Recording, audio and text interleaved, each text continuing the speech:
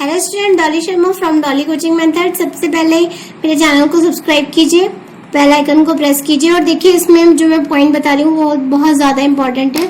Vibration of a stretched string. तो देखिए मैंने यहाँ पे एक लूप क्रिएट किया हुआ है दो फॉग के बीच में और इसकी डिस्टेंस को मैंने λ/2 लिखा है बिकॉज यहाँ दोनों पोजीशन में नोट्स बन रहे हैं। अगर आपने मेरा पुराना वीडियो देखा होगा तो मैंने आपको बताया था कॉन्सिक्यूटिव नोट्स के बीच का distance half of the wavelength होता है। तो यहाँ देखिए फ्रीक्वेंसी के लिए आप ध्यान रखोगे 1/2L √T/m। m को हम बोलते हैं मास पर यूनिट लेंथ, यानी अगर m की वैल्यू निकालें तो आप πr² d बोलेंगे where d is the density and t है टेंशन। इसके बाद देखिए अगर एक जनरलाइज फॉर्मूला लिखते हैं तो हम n = p/2L √T/m लिखते हैं। p नंबर ऑफ सेगमेंट्स हैं। जैसे मान लीजिए अगर मैं ये वाला फॉर्मेट ड्रॉ करूं तो यहाँ पे 2 सेगमेंट जनरेट हुए हैं तो इस केस में p की वैल्यू 2 हो जाएगी और यहीं पर अगर मैं आपको ये एक सेगमेंट ड्रॉ करके दिखाऊं तो यहाँ p की वैल्यू 3 हो जाएगी। इसी में देखिए हमारे पास 3 लॉज जनरेट हुए हैं, laws of length, laws of tension और लॉज ऑफ मास। यानी हम कह सकते हैं कि frequency is directly proportional to 1/लेंथ, frequency is directly proportional to √of tension, frequency is directly proportional to 1/mass, root of mass। ये चीज ध्यान रखनी है, इसके अकॉर्डिंग छोटे छोटे क्वेश्चन जनरेट होते हैं। बाकी सारी चीजें कांस्टेंट रख दो अगर इस फॉर्मूले में। तो देखिए बाकी सारी चीजों में क्या है कि अगर हम लेंथ की बात कर रहे हैं तो टेंशन और मास को कांस्टेंट रखा हुआ है। If we are talking about tension तो लेंथ और मास कांस्टेंट है और अगर आप लेंथ और टेंशन को कांस्टेंट रखो तो वेरिएशन मास के अकॉर्डिंग होंगे। इसके बाद में आपको जो दूसरा पॉइंट बता रही हूँ that is related to Doppler's effect. तो डॉपलर्स इफेक्ट आपका साउंड में भी रहता है और लाइट में भी रहता है। तो अभी हम डॉपलर्स इफेक्ट की बात कर रहे हैं, डॉपलर्स इफेक्ट इन साउंड। तो देखिए डॉपलर्स इफेक्ट अगर मैं साउंड में बात करती हूँ तो हमारे पास 3 चीजें होती हैं। एक होता है सोर्स, इसकी वेलोसिटी को हम vs से रिप्रेजेंट करेंगे। एक होता है ऑब्जर्वर, इसको आप लिसनर भी कह सकते हो, और एक है v that is velocity of the sound, velocity of the sound. तो देखिए इस टर्मिनोलॉजी को याद रखिएगा, बहुत सिंपल है। n को हम बोलते हैं real frequency, real frequency and dash होता है आपकी एपरेंट फ्रीक्वेंसी, फ्रीक्वेंसी। तो देखिए यहाँ जो है डॉपलर्स इफेक्ट की पहली बात है that is depend on relative motion, relative motion of observer and listener, observer and source. तो देखिए केस नंबर 1 में अगर मैं आपको बोलती हूँ तो सिंपल सा पहले मैं आपको एक फॉर्मूला याद करने के लिए बोलूंगी नो। नो के अकॉर्डिंग आप ध्यान रखिए n ऊपर आ रहा है, यानी कि आप जो पहले ऊपर वाली पोजीशन है न्यूमरेटर ऑब्जर्वर के लिए रिजर्व है।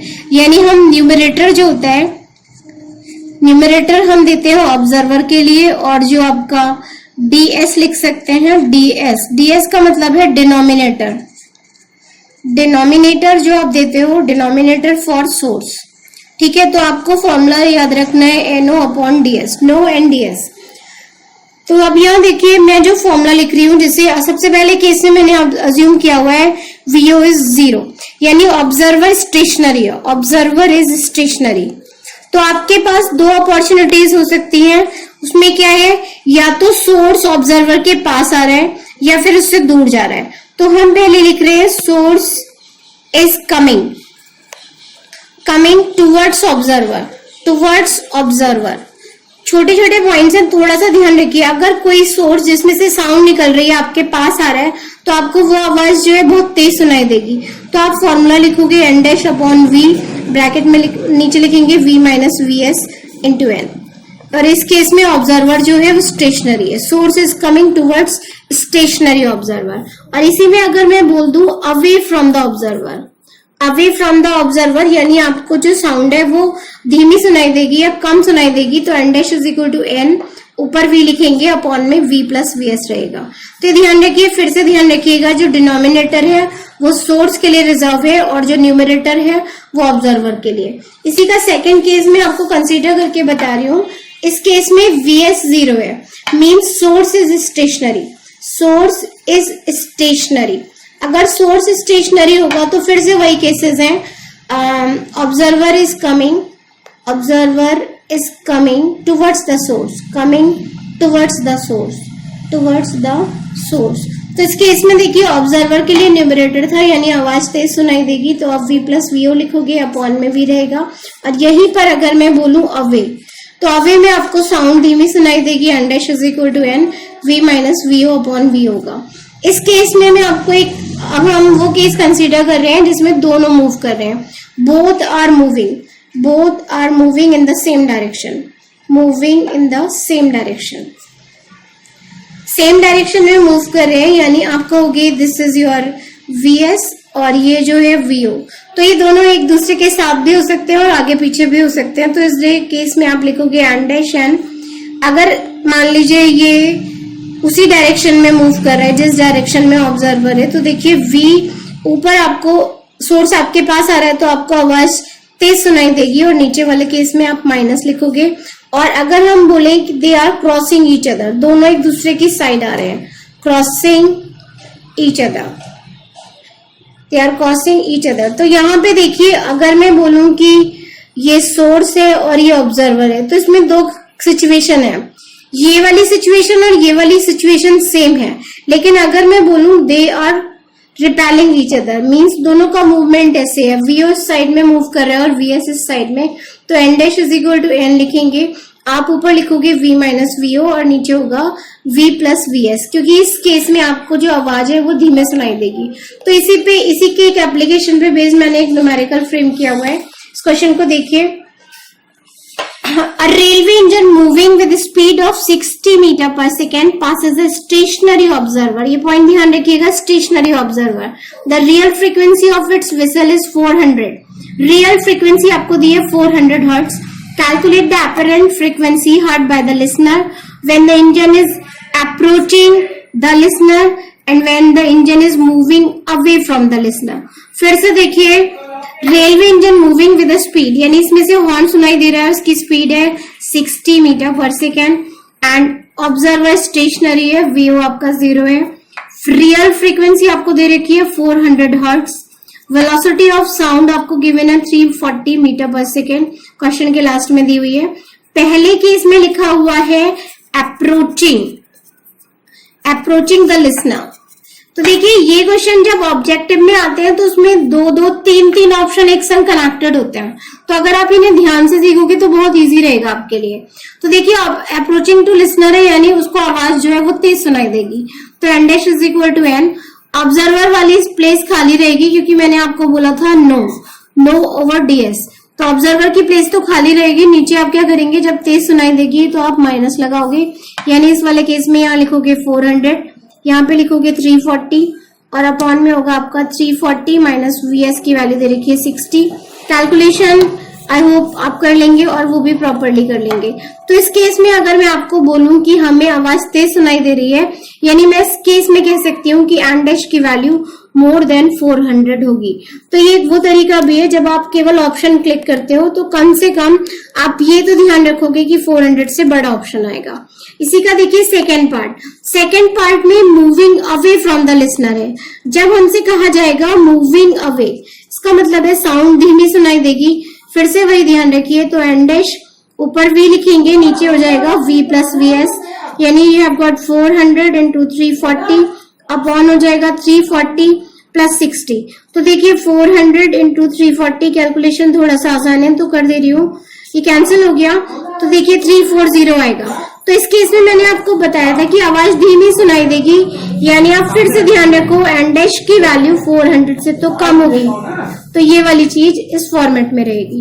इसी का एक और न्यूमेरिकल देखिए, A siren emitting sound of frequency 600 Hz is going away from a stationary observer with a speed of 20 metre per second. ये केवल मैं आपको फ्रेम करना बता रही हूँ, सॉल्व आप खुद से करिएगा। फ्रीक्वेंसी दे रखी है 600 हर्ट्ज, ये रियल फ्रीक्वेंसी है।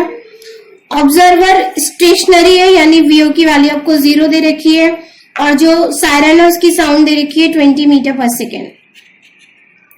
Calculate the frequency heard by the directly from the listener, यानी आपको एन डैश निकालना है। What is the frequency of the sound heard after reflection, यानी इस वाले केस में भी एन डैश निकालना है, लेकिन ये आफ्टर रिफ्लेक्शन है। Reflection and what is the beat frequency. इस केस में आपको बीट फ्रीक्वेंसी भी निकालनी है। तो बीट फ्रीक्वेंसी का सिंपल सा फिनोमिना होता है, अगर आपको दो फ्रीक्वेंसीज दे रखी हैं तो उनके बीच में जो डिफरेंस रहता है, यहाँ हम माइनस ये साइन लगाते हैं, इसका मतलब होता है जो बड़ी फ्रीक्वेंसी है उसमें से आप माइनस करोगे। और इसमें लिखा है we are standing between the siren and the cliff. तो देखिए क्वेश्चन बहुत ज्यादा अच्छा है, आपको इसे सॉल्व करके ही दिखा रही हूँ। तो देखिए फर्स्ट पार्ट में लिखा है calculate the frequency of the sound heard directly from the siren. तो इस केस में आप लगाओगे N dash and v minus v o upon v minus v s. तो देखिए जो डाटा मैंने यहाँ पर कैलकुलेशन में आपको गिवन है उनकी वैल्यूज लगा रहे हैं। तो इस केस में आपको एक बार सुन लीजिए, siren emitting sound of frequency 600 hertz is going away from the stationary observer with speed of 20 metre per second. तो देखिए इस कैलकुलेशन को मैं कर रही हूँ, एन की जगह हम लगाएंगे 600, वी की वैल्यू आपको 330 दे रखी है ये, और वीओ हमारे पास 0 है। नीचे आप लगाओगे 330 और वीएस की वैल्यू दे रखी है 20। इस कैलकुलेशन को आप करोगे 600 अपॉन में जब आप वैल्यू लगाओगे तो यहाँ पे इस वाले केस में आपको ध्यान रखना है कि calculate the frequency of the sound heard. तो यहाँ वाली वैल्यू जो है वो आपकी प्लस हो जाएगी और ये वैल्यू आएगी 350 और इसकी कैलकुलेशन रहेगी 566 हर्ट्ज। तो देखिए आपसे कहा था away from the stationary observer. तो देखिए रियल अपेरेंट फ्रीक्वेंसी जो है वो लेस देन 600 है। सेकेंड पार्ट में आपको बोला हुआ है जिसका बी पार्ट है, what frequency of sound will be heard after the reflection. तो इस वाले केस में आप ध्यान रखिएगा एन डैश लिखेंगे 600 330 और नीचे वाली वैल्यू हो जाएगी 330 माइनस 20, क्योंकि रिफ्लेक्शन के बाद साउंड आपकी साइड आएगी और इसकी वैल्यू आएगी 639 हर्ट्ज, यानी obviously it is greater than 600 hertz. Second part में देखिए आपसे पूछा है बीट फ्रीक्वेंसी। तो अभी मैंने बोला बीट फ्रीक्वेंसी के लिए हम डिफरेंस निकालते हैं, यानी आप 639 में से माइनस करोगे 566 और इसकी वैल्यू आएगी आपकी 73 हर्ट्ज। एंड लास्ट वन में आपको बोला हुआ है if we are standing between the siren and the cliff. तो यहां देखिएगा इस वाले केस में जो चीज होगी वो इसका आंसर होगा no beats will be heard. Beats will be heard और उसका एक रीजन है, सिंपल सा ध्यान रखिए, if we are standing between the siren and the cliff then both will approach toward us and will be positive for both the cases, यानी no beats will be heard, क्योंकि हम in between siren and the cliff खड़े हुए हैं। Thank you, शुक्रिया, जय हिंद।